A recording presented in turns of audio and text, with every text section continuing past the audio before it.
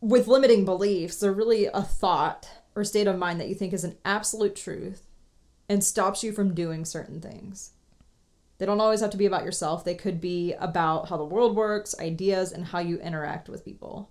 This is something we got from betterup.com. So it's not just like, I'm not good enough. Women, my type of people, are not good investors.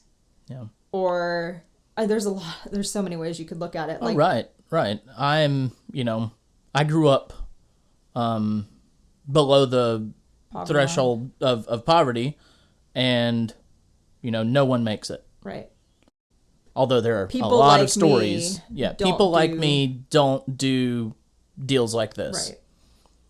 And that self-talk just, it creates chaos in your life that is unnecessary. Well, and it's reinforced at times too. Mm-hmm. Like, as a female investor, I have experienced situations where you get better responses just because your name.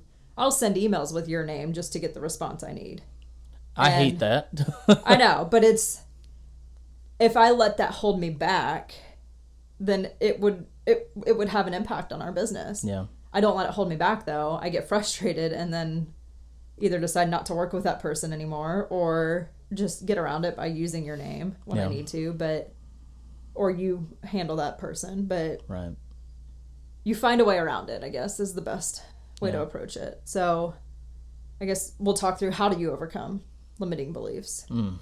Okay. You gotta start by acknowledging it. Right. Okay. So you have to notice, okay, I feel like I grew up poor, so I'm not going to be... Now, y'all, I didn't grow up poor, okay?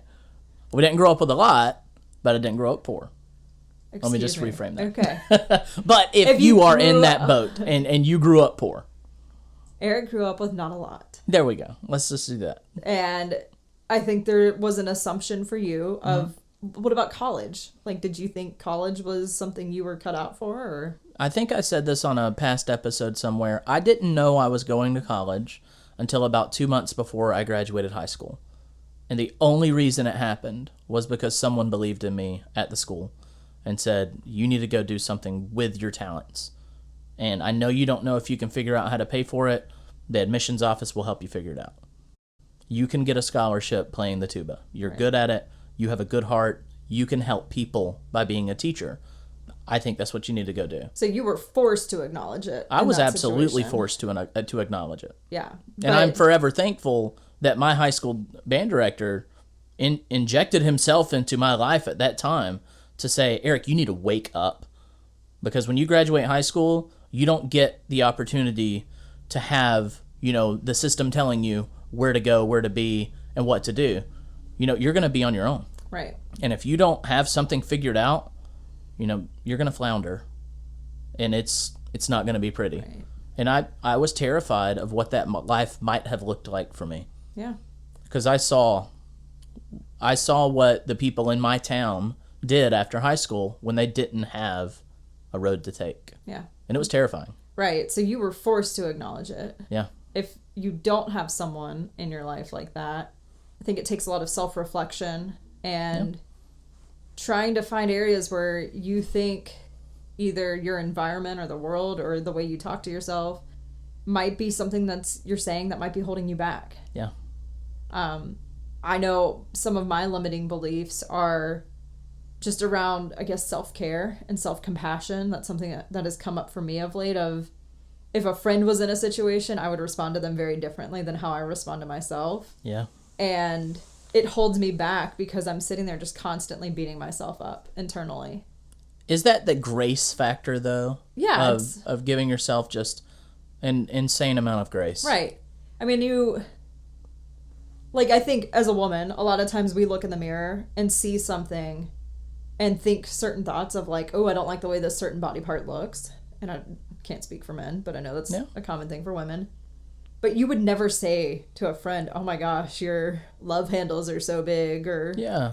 So why would you say that to yourself? Right. Right.